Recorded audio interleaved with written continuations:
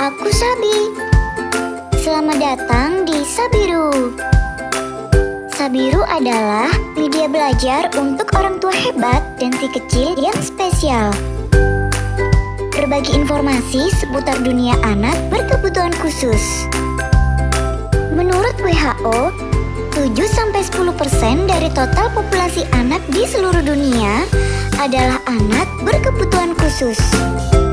Sabiru mengajak seluruh orang tua hebat untuk terus belajar dalam mendampingi si kecil lewat Instagram kami @sabiruindonesia dan ikuti hashtag #sabiruinfo, sabirutalk, sabiruevent. Jangan lupa ikuti Instagram Sabiru ya. Happy parenting. Hai orang tua hebat, selamat pagi. Selamat berjumpa di podcast Sabiru Indonesia hari ini Sabtu 7 Januari 2023. Ya, di awal tahun yang baru ya, semoga tetap semangat untuk parents-parents yang ada di rumah. Ya, selamat berjumpa kembali di podcast Sabiru Indonesia. Bagi orang tua yang mungkin baru bergabung, saya ucapkan selamat bergabung di keluarga Sabiru Indonesia. Ya, dan hari ini itu adalah event Sabiru yang sangat spesial. Kenapa? Karena biasanya kan kami menghadirkan ibu-ibu ya. Nah, kali ini kami menghadirkan seorang bapak dengan putranya Rio yang memiliki autistik dan juga memiliki hobi yang sangat unik, yaitu hiking. Ya, kita boleh sapa terlebih dahulu. Selamat pagi, Pak Hendera. Selamat pagi buat semuanya juga. Ya. Selamat pagi tuh, Rio. Apa kabarnya hari ini? Baik kabarnya hari ini. Iya, sehat selalu lah buat semuanya juga. Iya. Ya, amin. Ya, ini pastinya yang bergabung di podcast Sabiru Indonesia kali ini ada yang sudah kenal, tapi mungkin ada yang belum kenal. Nah, mungkin Bapak Hendera boleh memperkenalkan diri terlebih dahulu, Pak. Silakan. Oh iya, perkenalin, nama saya Hendera. Saya orang tua dari 2 anak yang salah satunya ini Rio. Ada didiagnosa autis lah sama dokter gitu. Ini kita terakhir inilah 2 tahun ini pendaki corona lah, ibarat era corona. Jadi mendaki gunung itu salah satu terapi alam buat anak autis ini, yang dimana perkembangannya sih semakin ke hari semakin ada positifnya. Ya, kalau nanti kita lanjut aja, kalau ada tanya-tanya atau apa, nanti kita saling sharing aja pengalaman dari kita, soalnya saya juga ngerti lah ini udah pusing kita kemana-mana, terapi, tambah ini, tambah itu. Boleh. Jadi mau ikut. Boleh. Jadi kita langsung lanjut aja. Ini adiknya ikut mau join juga. Iya, nah ini adiknya Ryu. Iya, adiknya Rio. Jadi di Instagram ini sudah cukup terkenal ya, Rio dan Ryu, followernya sangat banyak. Mereka berdua suka mendaki gunung, sudah banyak gunung yang didaki ya gitu. Iya sih, lumayan lah jumlahnya. Nah, mungkin bagi parents yang ingin bertanya, silakan boleh diketik di kolom chat. Nanti akan saya bantu untuk bacakan. Nah, sambil menunggu ini, biarkan saya dulu yang bertanya. Pak, apa sih keunikan Rio dan bagaimana caranya Bapak untuk mengatasinya gitu? Mungkin Rio ada masalah sensori atau yang lainnya, bagaimana? Kalau yang pertama sih kayaknya anak-anak seperti Rio ini, pertama mereka punya dunianya masing-masing gitu. Iya, jadi kita lagi mau melatih fokus lah. Sebenarnya tujuannya utama sih pertama mau melatih fokusnya dia gitu. Kemudian masalah sensorinya, iya, dulu dulu geli lah sama tanah, pasir, itu pasti. Lalu kemudian saya sih lebih fokus ke fokusnya dia ya. Soalnya kalau di alam itu mau nggak mau dan terpaksa anak ini fokus ke lingkungannya gitu. Kalau ke lingkungannya fokus, otomatis daya serapnya akan bertambah kalau kita berikan terapi ataupun berikan suatu arahan lah kepadanya gitu. Ya, mungkin itu sih. Ya, fokus dan konsentrasi ya Pak ya. Iya, betul. Nah, terapi apa saja Pak yang sudah pernah dilakukan untuk mengatasi masalah fokus dan juga sensorinya itu? Kalau awal-awal sih biasa ya terapi ABA, SI, kemudian bicara, lalu terapi tiga terapi itulah kalau di awal-awal kita yang penting sih. Terakhir sih belum bisa berkomunikasi, biasanya kita oral ya, di oral dulu, kemudian di rumah pun juga kita lakukan, ajak ke rumput-rumput, taktilnya dia itu ke rumput atau pasir pantai, biasanya sih begitu. Kemudian seiring pertumbuhannya kita lama-lama pada fokus pada fisiknya gitu, kekuatan ototnya. Kalau terapis bilang sih tonusnya ya. Ya, jadi kita ngikuti aja perkembangan dianya dari dulunya SI ABA itu ada perkembangan, kemudian perlu ditambah lagi gitu.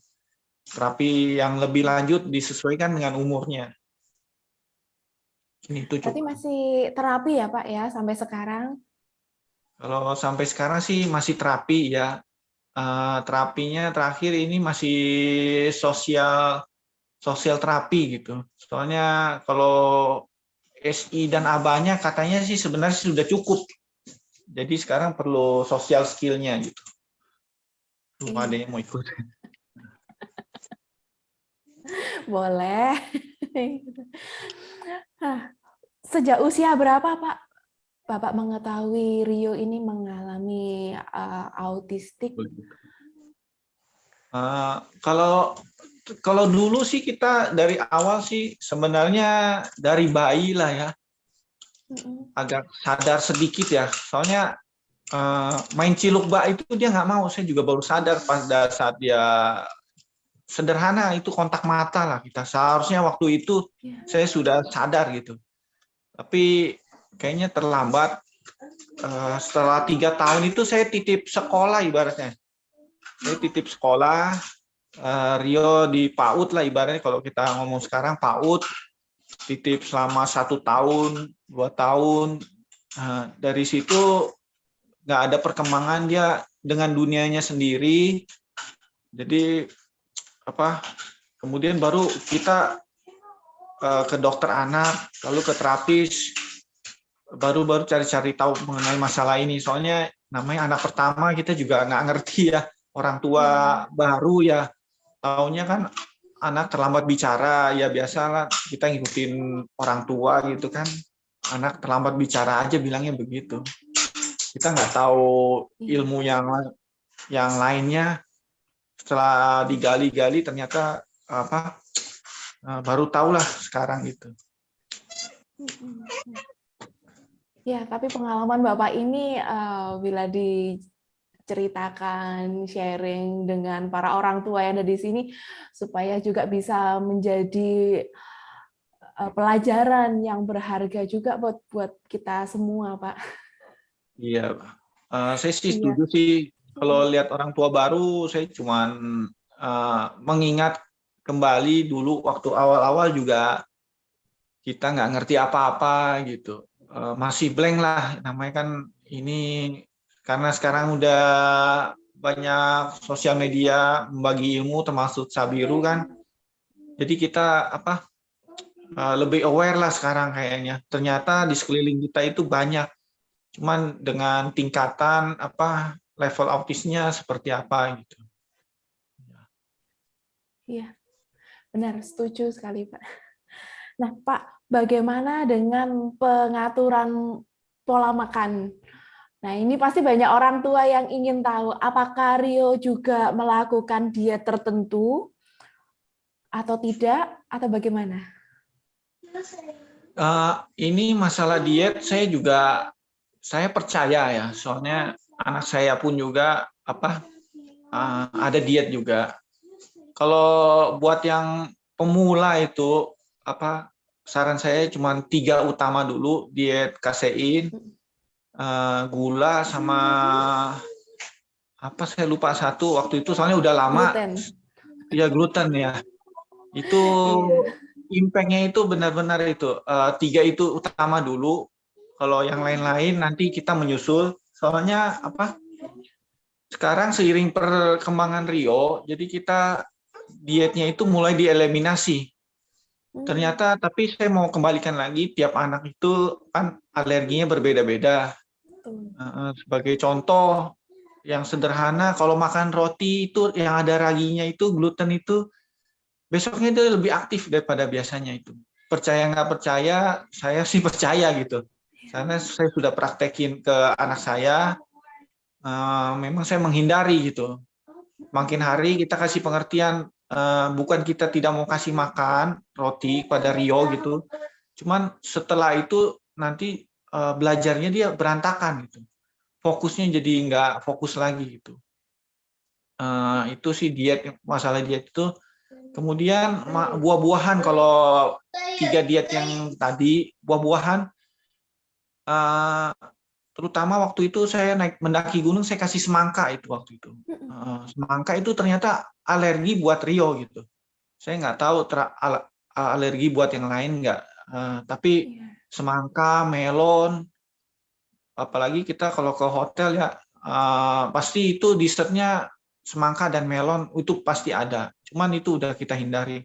Soalnya habis dari itu anak saya itu besoknya itu aktif, kok nggak 2 hari kemudian kayaknya ada kayak lebih aktif daripada biasanya kita yang kita kenal sih. Gitu. Kalau diet itu yang penting 3 yang hal utama dulu, kemudian yang lain sambil berjalan, karena daya tahan tubuh anak akan bertambah seiring pertumbuhan usianya. Gitu. Iya. Setuju. Ya, ini luar biasa sekali loh, seorang ayah perhatian sekali apa yang dimakan oleh putra-putranya, sampai tahu reaksinya bagaimana. Ini biasanya kan ibu-ibu yang lebih perhatian gini. Ini seorang ayah juga ikut perhatikan, ini hebat banget. Kayaknya ini suara hati orang tua aja ya Bu ya, entah ayah entah ibu, kan kita juga sedih lihat anak kita ini nggak boleh, itu nggak boleh. Begitu kita kasih, kita mau seperti anak normal kita perlakukan lah, ibaratnya kita ngomong begitu, tapi begitu kita kasih, nanti bahaya juga buat anak kita, perkembangan anak kita. Kan ada baiknya sih, ada baiknya nggak dikasih. Kemudian ya pesannya juga, anak kan hasil dari orang tua, ayah dan ibu. Jadi merupakan tanggung jawab bersama gitu, saling melengkapi aja juga. Kadang-kadang saya juga capek ya, istri mengingatkan, kadang-kadang istri juga nggak tega, saya juga mengingatkan, ya namanya orang tua mesti saling kerjasama suami istri. Iya. Betul, saling kerjasama itu kuncinya ya Pak ya. Iya. Nah, kalau penerimaan keluarga yang lain bagaimana Pak? Mohon maaf kalau saya boleh bertanya. Nggak apa-apa, ini kita terbuka aja ini, karena kita udah ibaratnya kayak orang Jawa ngomongnya legowo lah, ibaratnya kita udah mesti terima anak kita memang begini, nggak ada yang perlu disembunyikan lagi. Kalau dari keluarga sih, kalau dari orang tua ya mereka ini pemikirannya masih kolot ya, ibaratnya ini namanya autis itu nggak ngerti lah ibaratnya gitu. Cuman ya kita kasih pengertian sedikit-sedikit. Dia taunya cuman perkembangan otaknya yang terhambat aja gitu. Perkembangan anak yang terhambat. Tapi ya apapun yang kita lakukan demi anak, ternyata ada progresnya. Dan orang tua juga lihat ini dulu kok anaknya nggak mau komunikasi sama nenek atau kakeknya, sekarang udah mau sedikit-sedikit ya. Ya lambat laun mereka mendukung lah segala upaya kita, walaupun ibaratnya mendaki gunung itu berbahaya juga buat anak-anak sih gitu. Iya, Ya, iya. tapi demi cucunya mungkin ya support, ada progresnya ya kita lanjut aja sih. Mm-mm. Iya, support dari keluarga itu juga penting ya, Pak ya. Iya. Ya. Nah, Pak, bagaimana awalnya bisa memiliki kecintaan terhadap alam sampai suka mendaki ini bagaimana, Pak? Kalau jujur sih ya kita ini bukan pencinta alam sih, nggak dari kuliah ini bukan, nggak pernah kepikiran lah mendaki gunung itu.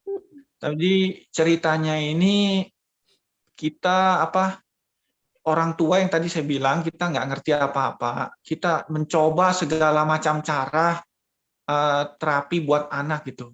Ada yang bilang A bagus, ada yang bilang B bagus, ada yang bilang C bagus. Mungkin bagus buat anak mereka masing-masing dengan kelebihan masing-masing ya. Sampai suatu saat ada grup itu sensory lab namanya, itu khusus grup hiking anak-anak autis dulu di Sentul gitu.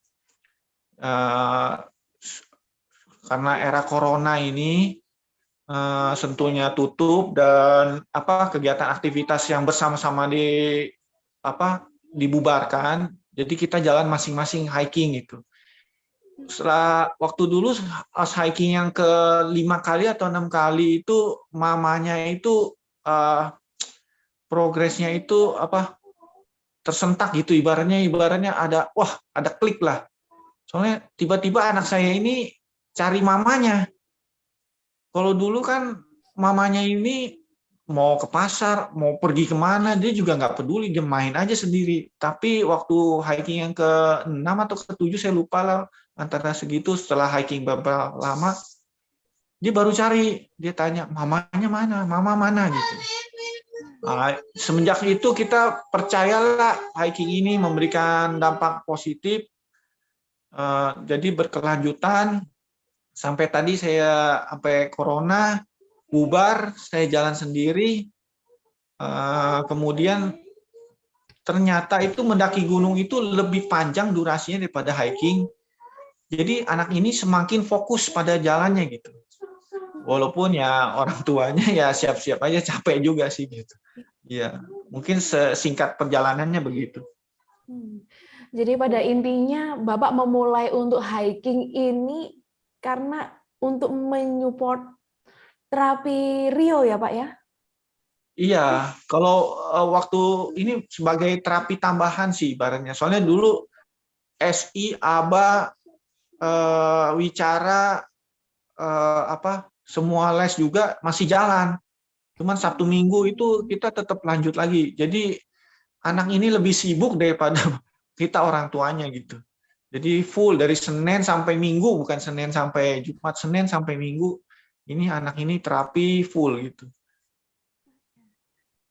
Ini kalau boleh jujur, saya di awal itu mengira Bapak memang hobinya mendaki gunung, lalu punya putra diajak juga untuk mendaki gunung. Ternyata awalnya ya karena untuk terapi ya Pak ya.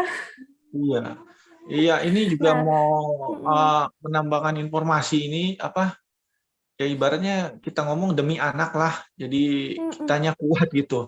Kalau disuruh bawa tas ke gunung kita juga kalau nggak ada progresnya juga kayaknya kita pikir 2 kali gitu ibaratnya sih. Iya, ternyata mungkin jalan ninjanya orang kalau ngomong sekarang ya ke gunung gitu. Iya sih.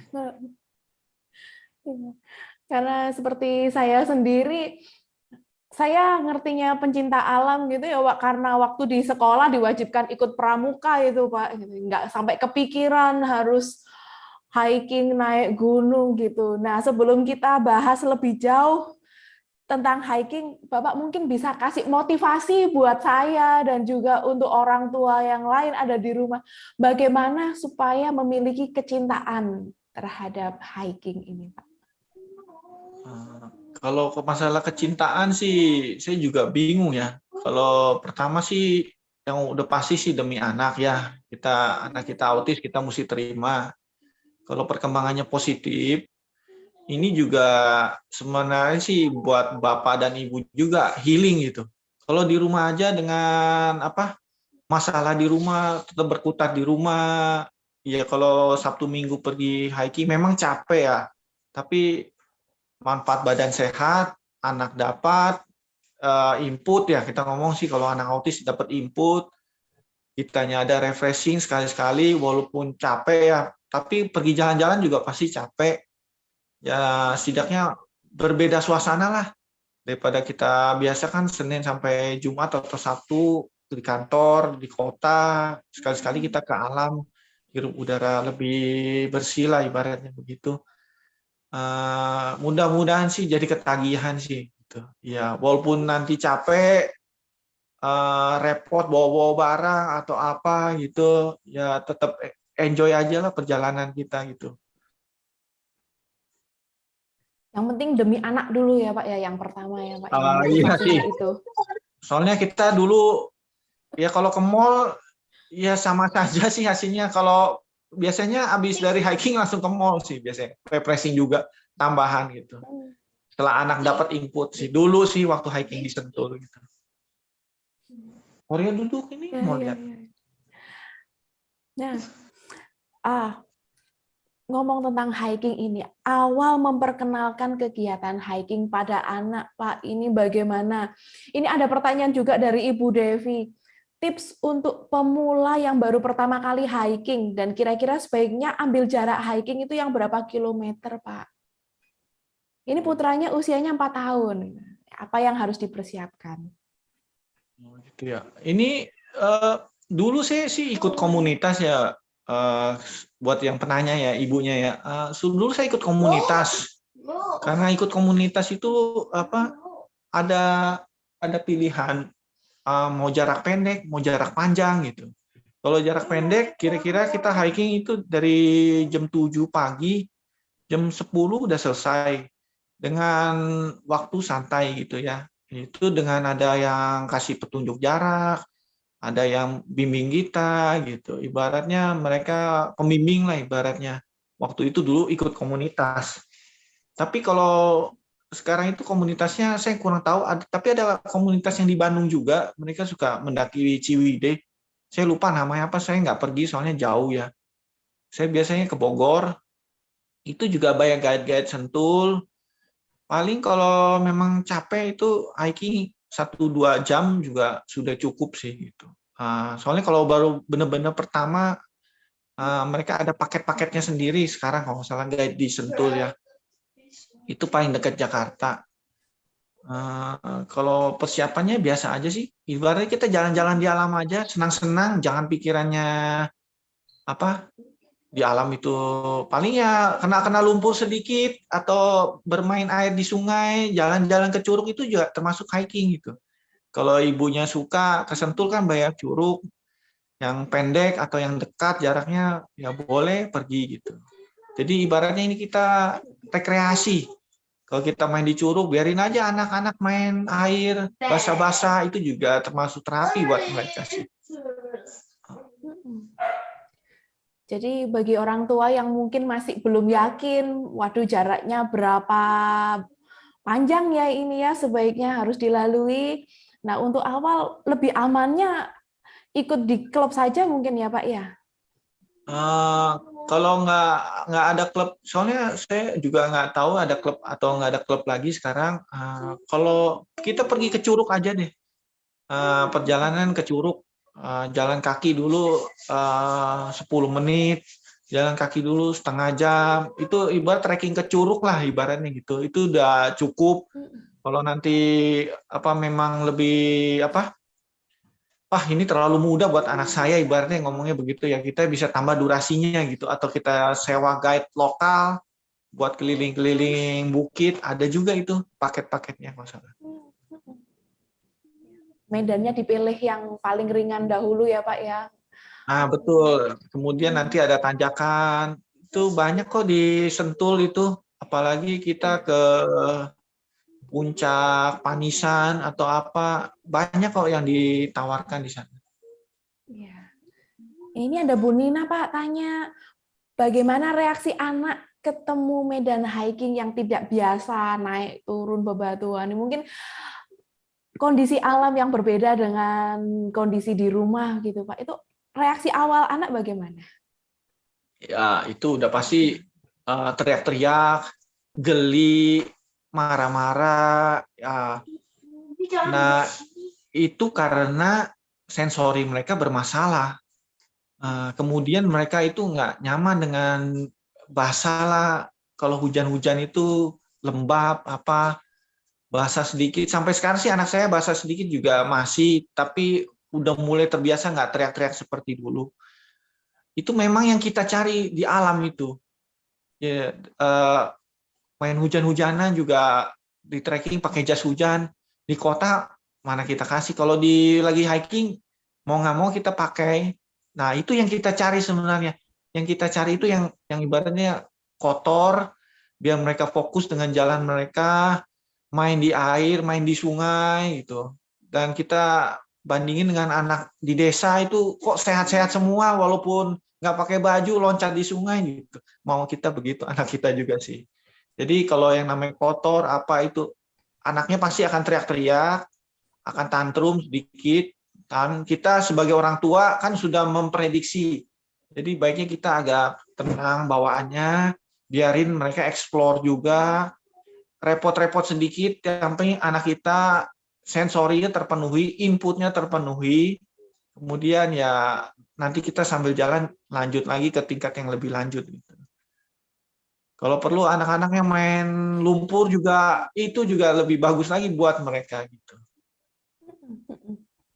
Diperkenalkan satu persatu ya, Pak ya, supaya anak nggak kaget. Ya. Setuju, Iya. setuju. Iya. Nah, supaya anak bisa tenang, Pak, mengatasinya bagaimana, Pak, ketika dia teriak-teriak atau sedikit tantrum itu? Ya kalau dibilang sih pertama kita bujuk-bujuk dulu. Kalau memang dia masih tantrum, biarin aja gitu. Dulu saya biarin gitu. Ya kitanya mesti tega hati lah demi kebaikannya. Biar dia puas dulu dengan marah-marahnya dia. Nanti kita ajak jalan lagi.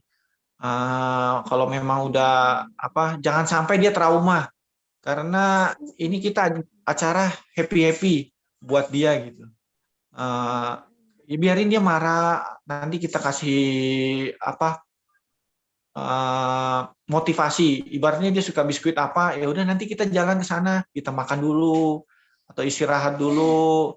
Biarin aja dia marah-marah yang penting kita bisa membujuknya, biarin dia mengeluarkan emosinya sampai dia puas, baru kita rangkul lagi, kita ajak lagi jalan-jalan, kita latih lagi dia gitu.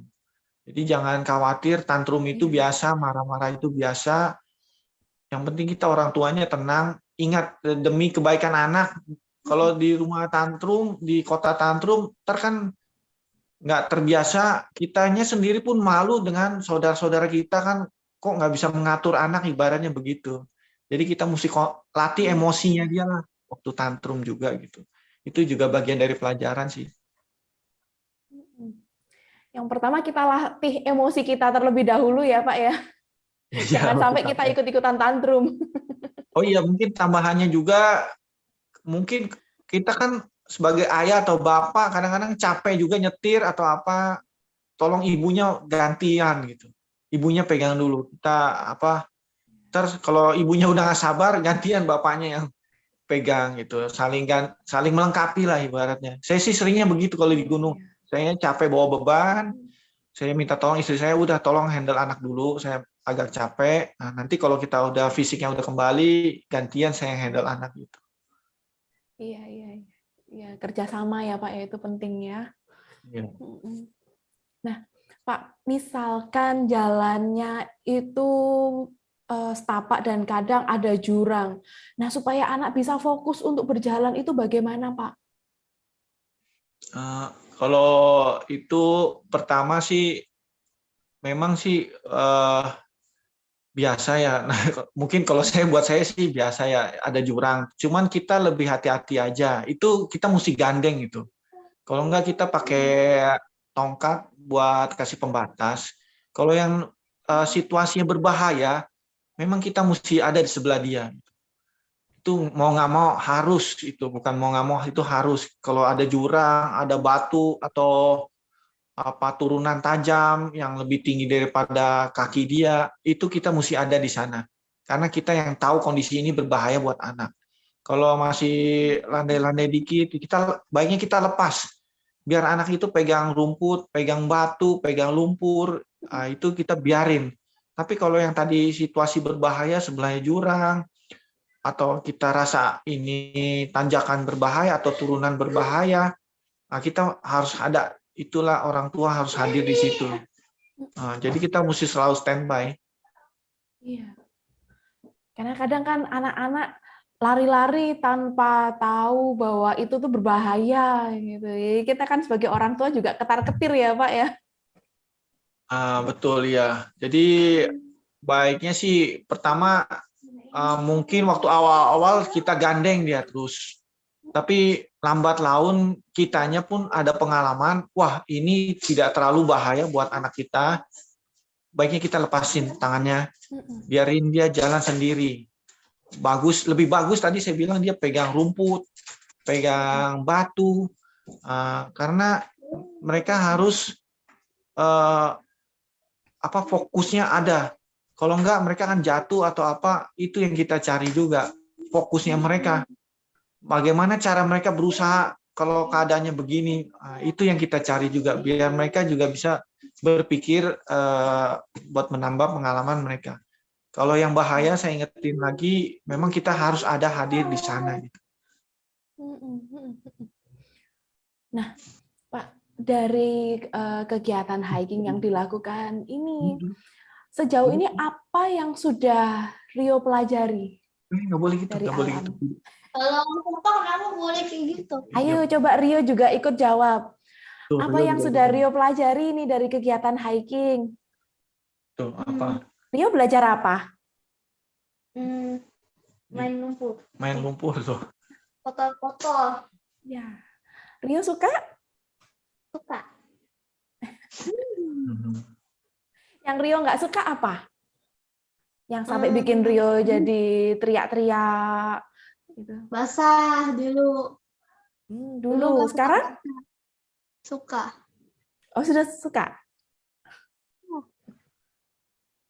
Apa lagi kalau naik gunung? Apalagi yang dipelajari? Pas naik nggak mau, pas turun mau. Hujan-hujan tuh. Iya.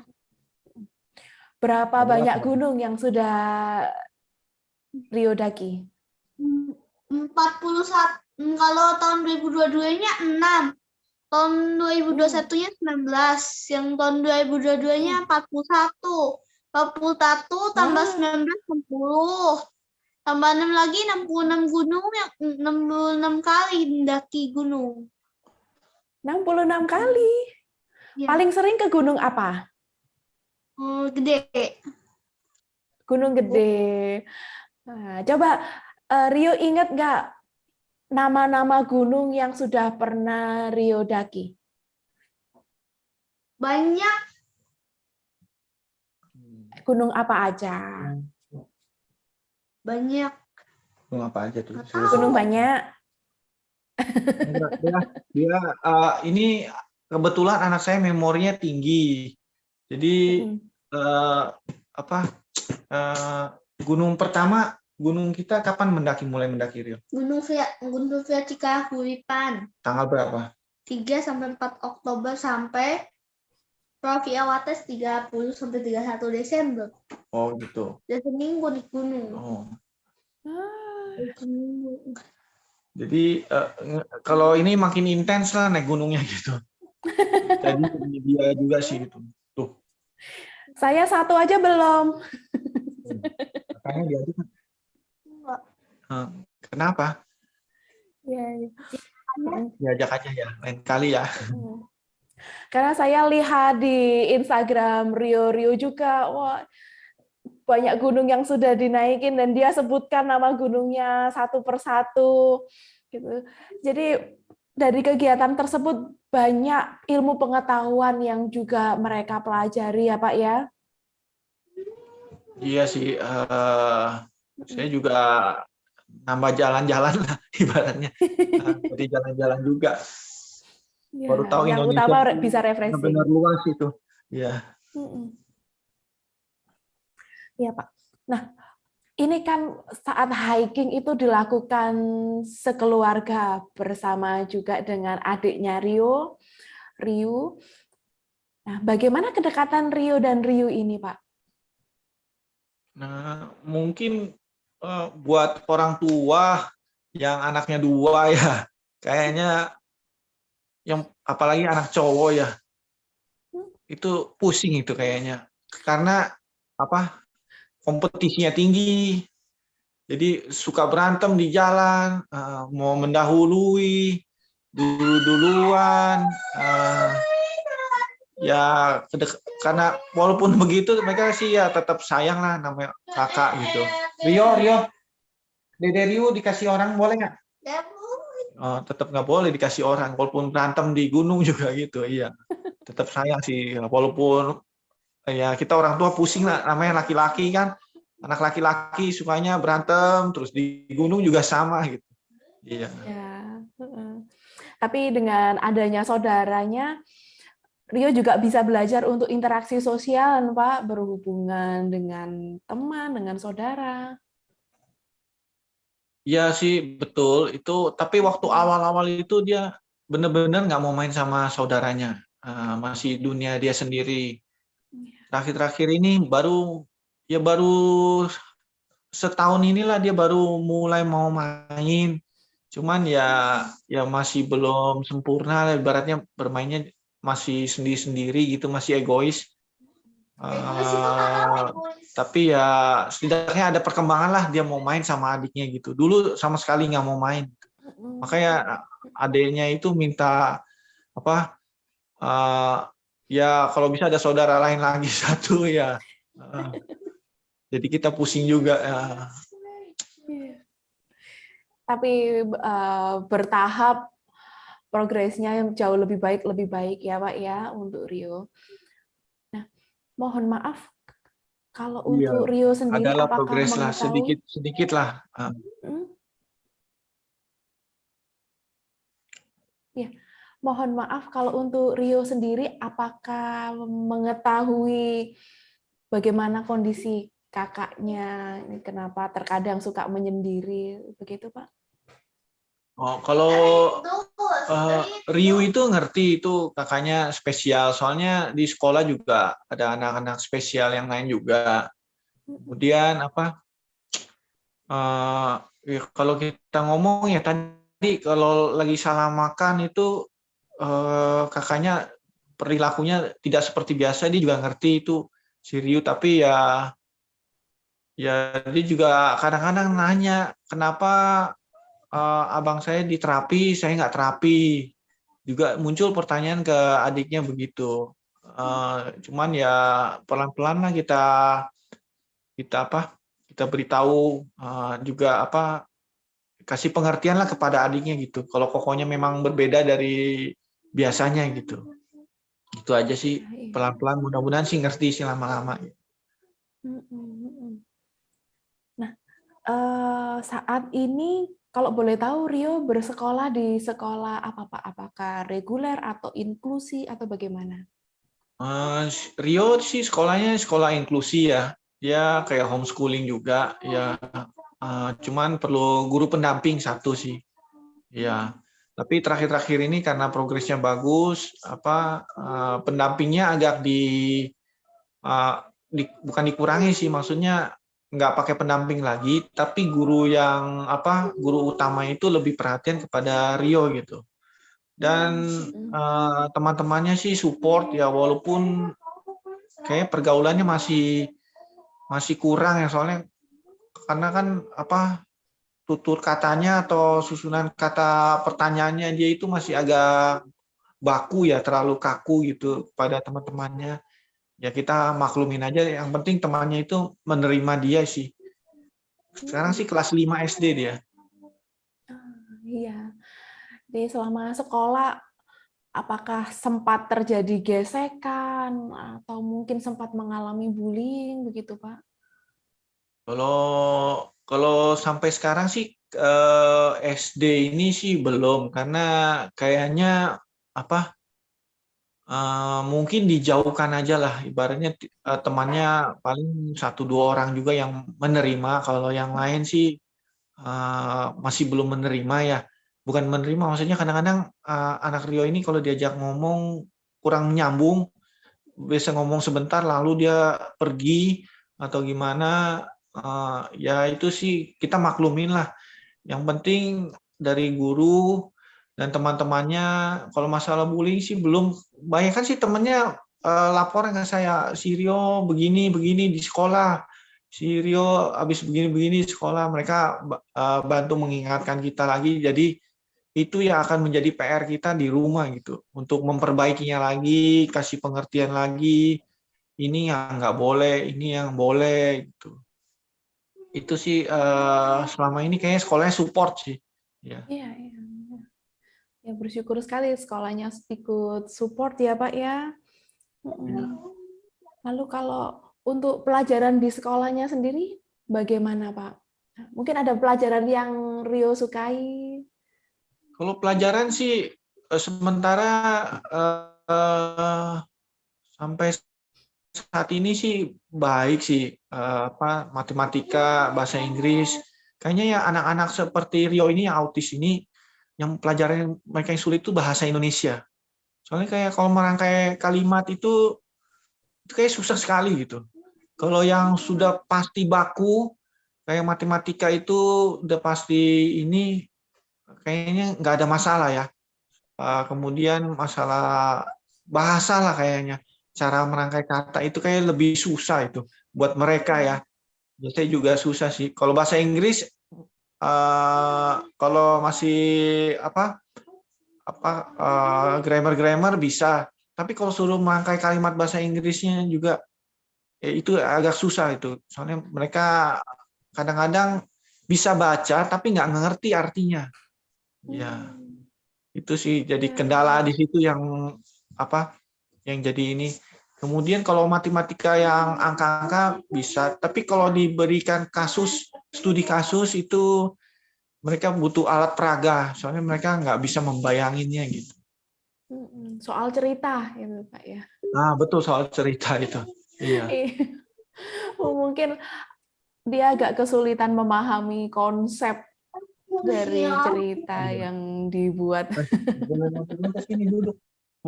Ini ada pertanyaan dari Bu Endang, Pak. Apakah Rio dulu sempat speech delay? Tadi sudah sempat kita singgung di awal, mungkin Bu Endang baru bergabung. Kalau ya nggak apa-apa, kita ingatkan lagi. Waktu itu sih curiganya speech delay. Tapi sama terapisnya itu dicoba oral, Bu. Waktu itu ada sikat gigi oral ya. Kemudian setelah lidahnya juga saya kurang tahu pokoknya terapis yang lebih mengerti oral itu apa. Kemudian ada sikat gigi khusus. Kemudian disuruh yang paling saya ingat itu disuruh paksa dia ngomong. Kalau waktu dia mau minum susu, kita paksa dia ngomong kalau nggak cucu gitu, baru kita kasih. Nah, kalau itu lingkungan itu akan membuat dia terpaksa, mau nggak mau kita harus tegas sih. Waktu dia mau minum susu, suruh dia ngomong dulu atau apa, baru kita kasih. Itu memang waktu itu tega-teganya juga. Akhirnya dia mau nggak mau dengan terpaksa. Itu ibaratnya kita menstimulasi lah. Kalau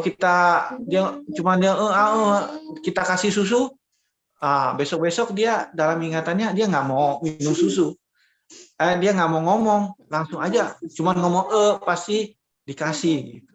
Saya ingat waktu itu begitu. Akhirnya dia membeo lah, bisa mengeluarkan kata-kata gitu. Iya. Nah, ini ada yang bertanya, Ibu Ana, putranya usia berapa? Saya bantu jawab, 10 tahun, kelas 5 SD. Ya, udah mau 11 tahun ini, Bu. Iya. Bulan depan. Iya. Tahun ini 11 tahun ya, Rio. Tuh, iya tuh. Rio, boleh tanya dong. Tuh, Rio jawab tuh. Rio paling suka mainan apa? Edu Domino. Edu Main Domino. domino?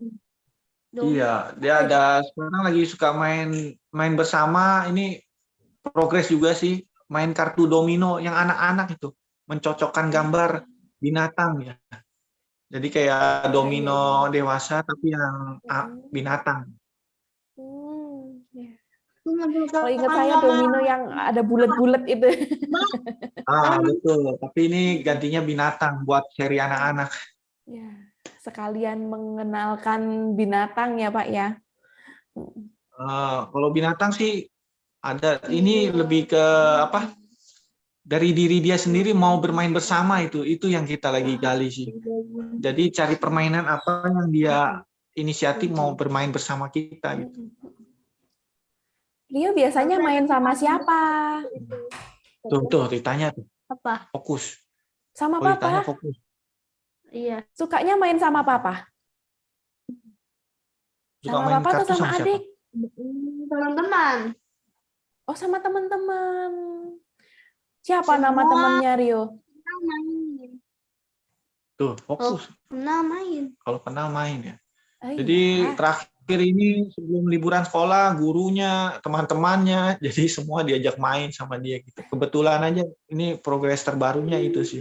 Udah Iya. mau bermain bersama gitu. Interaksi sosialnya sudah mulai berkembang ya Pak ya. Iya, betul. Ya. Rio, kalau makanan yang paling Rio suka apa? Makanan biskuit, gorengan. Gorengan? Iya. Makan Apa? Gorengan apa? Gorengan apa tuh? Bakwan jagung. Oh, bakwan jagung. Mama ya yang bikin? Papi. Oh, papi. Papi yang bikin. Oh, papi jago masak ya? Enggak, masak di gunung aja itu. Iya. Oh, gitu. Nah, Rio di sekolah paling suka pelajaran apa? Matematika. Oh, Rio jago matematika ya? Iya. Suka apa? Nah, ini buat Berhitung? tambahan juga kan. Apa anak-anak juga disempoain ini. Kebetulan guru gitu. sempoanya mau terima juga gitu. Jadi Hebat ya, mereka Rio. biar tuh udah level berapa sempoanya? Level 1. Boleh ya nanti kapan-kapan ditunjukin bagaimana caranya pakai sempoa. Saya sendiri nggak bisa ini pakai sempoa. Udah nggak pakai sempoa, udah pakai bayangan dia gitu. Oh, udah pakai bayangan. Iya. Di buku juga ada Coba. Coba tuh, papi yang tuh. kasih hitungan ini berapa kali berapa. Rio Gak yang apa-apa, jawab. dari Kak Eleni aja Kak kasih gitu. Dia juga udah bisa perkalian ya. Kebetulan Oh iya. ini. Iya.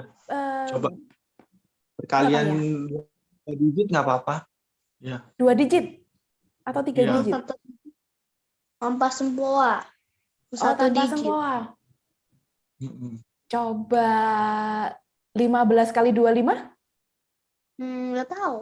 Belum belajar pas bayang 2 digit kali 2 digit. Jadi 1 digit. 1 digit kali 2 1 digit. digit. Oke. Kali 2 digit 8 ya. kali 9? 72. 7 kali 6? 42. 5 kali 9? 45. 4 kali 7? 28. Yeay. Hebat ya. Nah, Rio kan suka naik gunung nih. Nah, di gunung ini apa aja yang Rio lihat dan yang Rio suka? Di gunung. Ada apa aja di sana? Lihat Sabana. Sabana gitu, padang rumput nih. Apalagi itu ditanya Padang kakaknya rumput, Jawa. savana. Sabana lonceng. Lalu lihat apa lagi? Rawa. Mata air. Mata air. Mata air. Udah, itu aja. Mata air. Nggak lihat Udah. matahari. Yang paling Lihat Rio mata suka air. apa? Mata air sama sabana. Oh, mata air. Dulu Rio padahal nggak suka basah-basah loh. Sekarang suka main air. Iya, Iya. suka main air. Wah, Tapi hebat ya. Sekarang kalau jadi hiking suka juga main anak-anak air. biasanya dikasih main air di curugnya sih. Jadi mereka senang gitu. Makanya tadi saya bilang hiking itu memang ya biarin mereka senang-senang bermain gitu di alam. Iya, iya, iya. Nah, ini ada sambil saya baca pertanyaan ya. Sekolahnya Iya. di sekolah inklusi atau sekolah biasa? Tadi sudah dijawab sekolah inklusi, Bu Rini. Dengan ada pendampingan dan sekarang sudah mulai dilepas. Nah, awalnya memulai untuk mau hiking, stimulusnya apa ya Pak? Diiming-iming apa ini Pak? Kalau apa? Kalau hiking itu biasanya sih biskuit kesukaan dia apa gitu. Jadi kita udah tahu. Nggak boleh sebut merek. Begitu, iya, begitu biskuit, coklat, ya yang sekiranya favorit dia lah, atau buah favoritnya dia gitu ya. Apa? Begitu dia tantrum tadi kan, udah tenang, baru kita kasih gitu. Ayo kita jalan lagi situ, nanti kita makan di sana.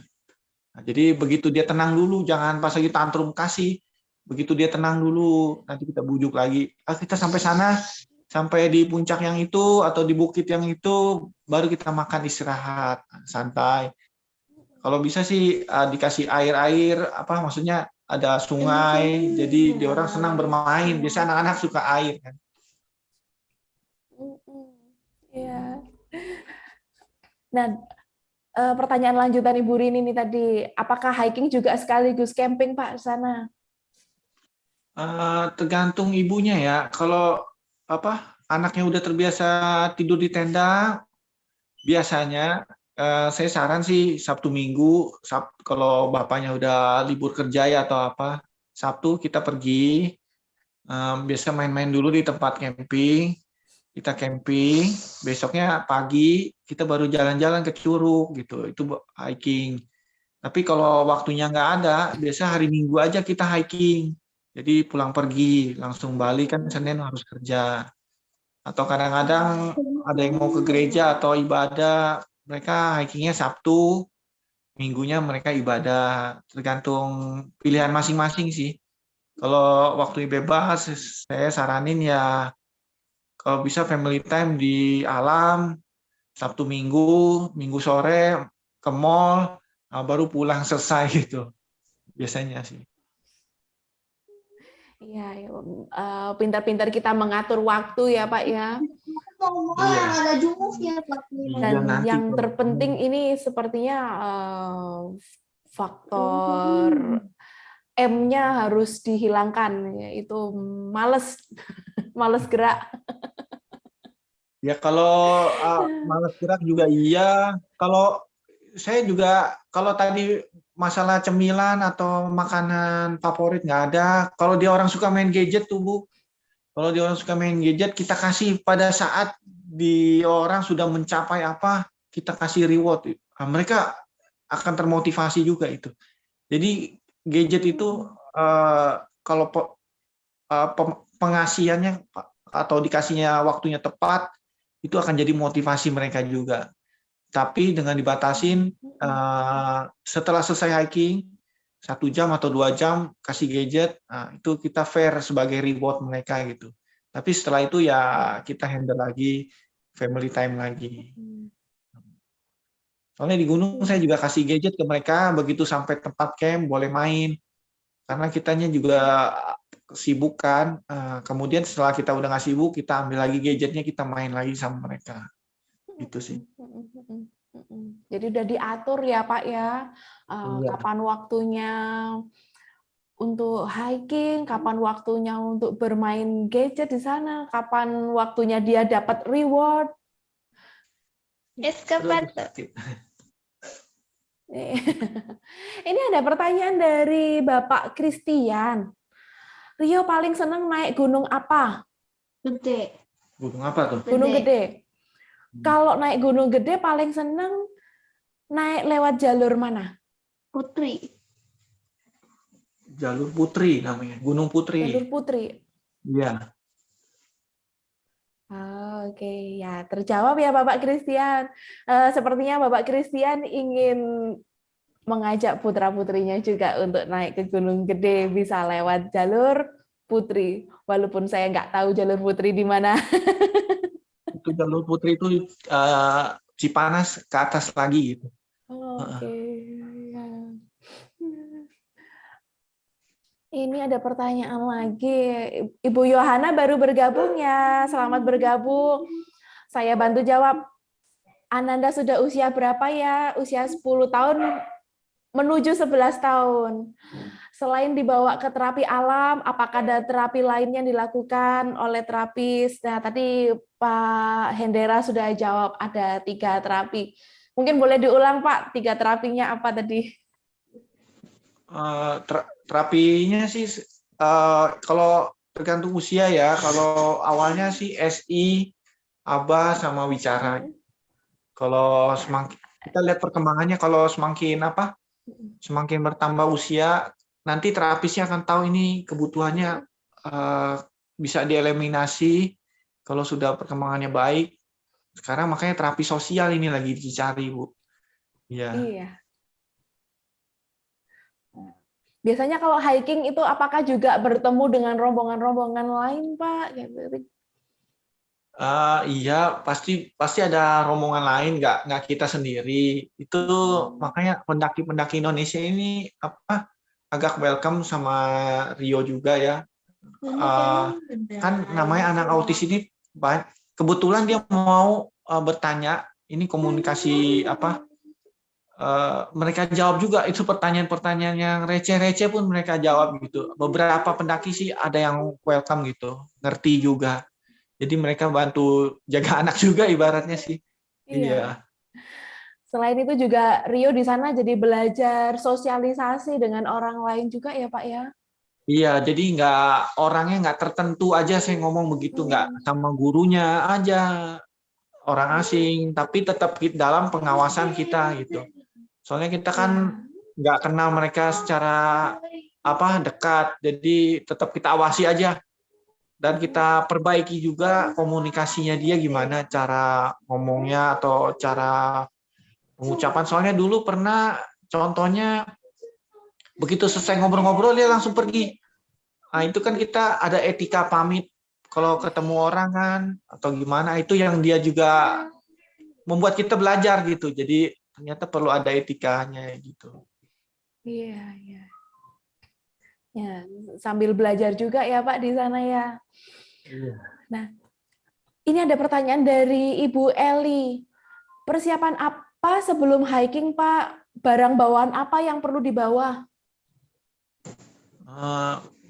Kalau udah biasa camping, peralatannya kurang lebih seperti peralatan camping.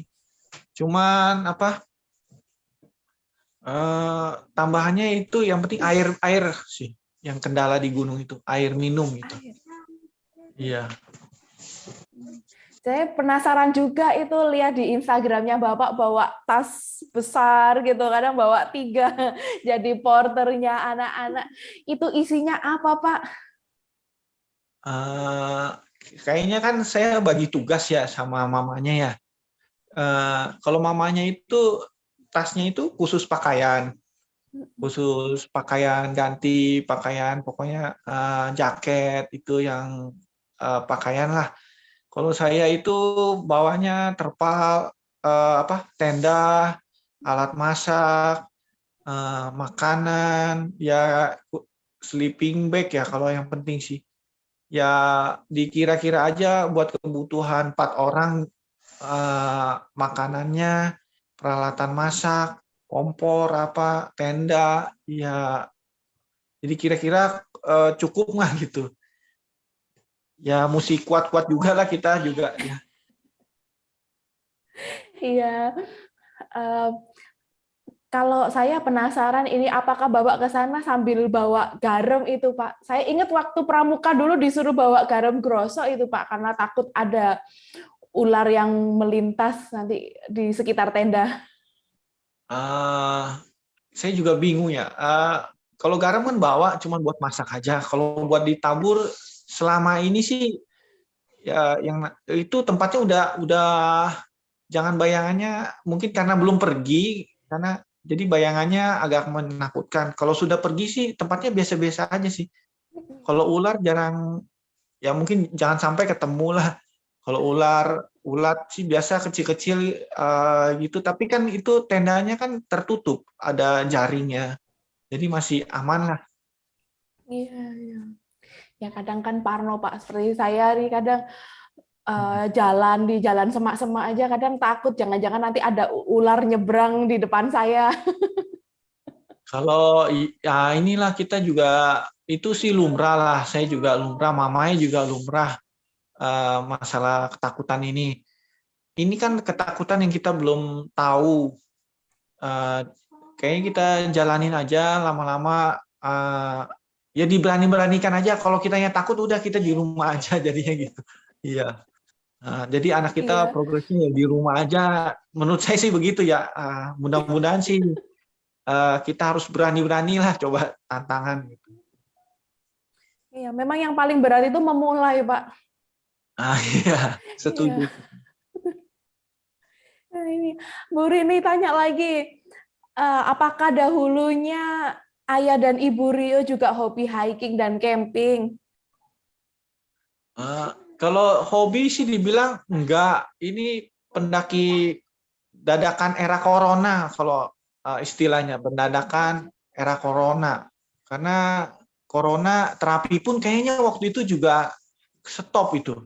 Ya kita berpikir caranya gimana biar ada progres terus anak kita gitu. Kebetulan waktu itu yang kegiatan aktivitas alam lah yang lagi booming ya. Makanya kita lanjut lagi gitu. Itu juga awalnya coba-coba itu Rio-nya pun juga waktu itu jatuh ya, bibirnya pecah gitu. Untungnya dia nggak kapok. Eh, Waktu itu juga kabut dingin, nggak ada pemandangan, tapi bersyukur aja Rio-nya nggak kapok. Ternyata minta lagi gitu. Mungkin passionnya di situ juga. Iya, iya, iya, iya. Akhirnya dia menemukan kesenangannya dia ya, Pak, ya di situ. Iya. Nah, Pak, Bapak kan dari hari Senin sampai hari Jumat ya, Pak, ya, itu bekerja. Nah, kadang Sabtu, Minggu, hiking dan camping. Nah, apa nggak capek, Pak? Ngatur waktunya bagaimana, Pak, untuk istirahat? Kalau dibilang capek pasti capek. Cuman ada satu istilah ya, waktu nggak bisa diulang. Jadi apa kita ini balapan sama waktu ini. Semakin anaknya ditangani lebih awal, kalau bisa dari umur 2 tahun atau 1 tahun mungkin belum kelihatan ya. 2 tahun atau 3 tahun itu golden area mereka. Jadi kayaknya kita mesti cepat tanggap. Jangan sampai nanti mereka udah umur 15 atau 17, mereka dibentuknya lebih susah itu. Mudah-mudahan ya orang tua yang udah sadar lebih awal gitu. Saya juga waktu itu merasa agak terlambat sedikit ya. Mudah-mudahan kedepannya mudah-mudahan anak kita di umur 20 udah semi mandiri lah. Kita pun agak lebih tenang. Daripada nanti kita udah tua, nggak kuat, udah lemah, baru kita capek. Itu kayaknya menurut saya sih udah terlambat gitu. Anak kita juga kalau udah semakin dewasa, semakin susah dibentuk gitu. Iya. Jangan menunda-nunda waktu ya, Pak, yang paling penting. Iya. Ya, mungkin kalau sudah tidak ada pertanyaan lagi dari orang tua yang bergabung, mungkin saya boleh diberikan pesan dari Bapak untuk para orang tua yang bergabung di podcast kita pada pagi hari ini, Pak. Silakan, Pak. Bagaimana mereka bisa mendampingi putra-putrinya yang mungkin juga spesial? Silakan, Pak. Kalau Mbak, ini sebenarnya sih saya juga pertama sih kita mesti nggak boleh denial ya, nggak boleh kita mesti terima anak kita dengan kondisi yang begini gitu. Cuman memang kita sedih, tapi kita sedih sehari 2 hari boleh. Cuman kita mesti tetap maju. Memang ini udah titipan dari yang atas buat kita.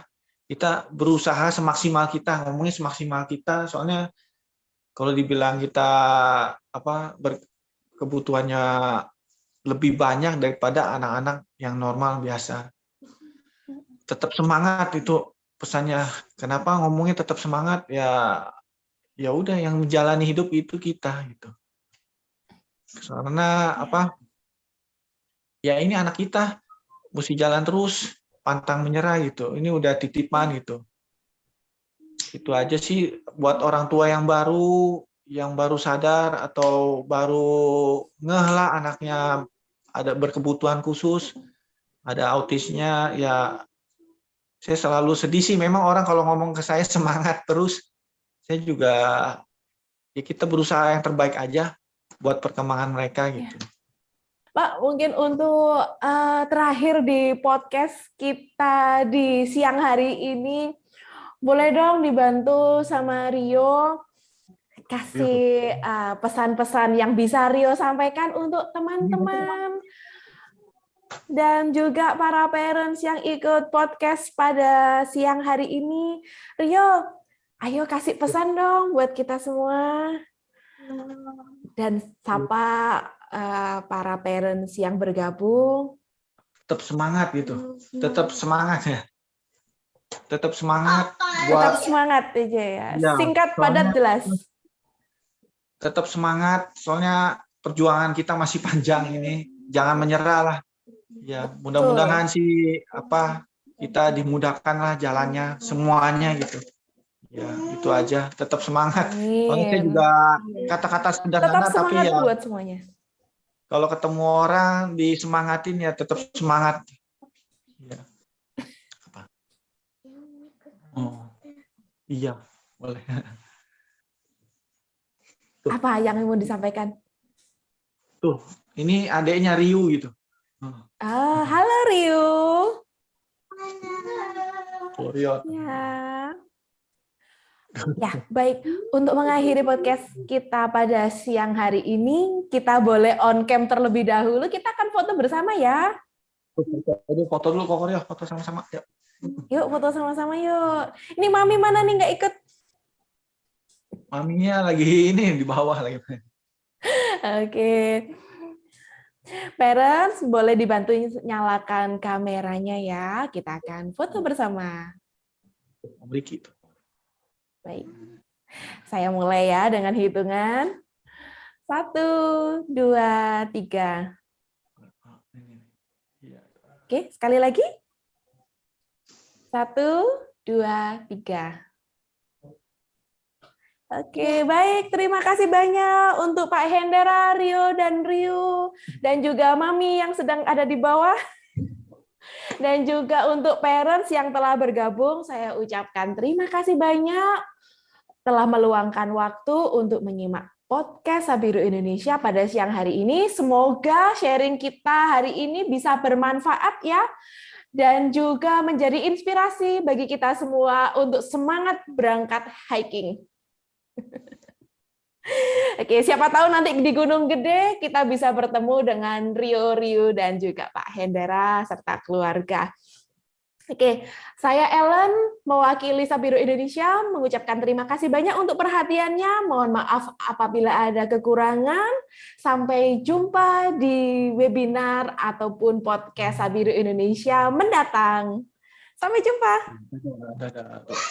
Ya, terima kasih banyak Pak Hendera sudah berbagi. Iya. Terima kasih. Terima kasih Mbak Helen, terima kasih Sabiru. Iya. Terima kasih ya Pak Hendra. Iya, sama-sama. Sehat-sehat ya Rio. Hai, aku Sabi. Selamat datang di Sabiru. Sabiru adalah media belajar untuk orang tua hebat dan si kecil yang spesial. Berbagi informasi seputar dunia anak berkebutuhan khusus. Menurut WHO, 7-10% dari total populasi anak di seluruh dunia adalah anak berkebutuhan khusus. Sabiru mengajak seluruh orang tua hebat untuk terus belajar dalam mendampingi si kecil. Lewat Instagram kami @sabiruindonesia dan ikuti hashtag Sabiru Info, Sabiru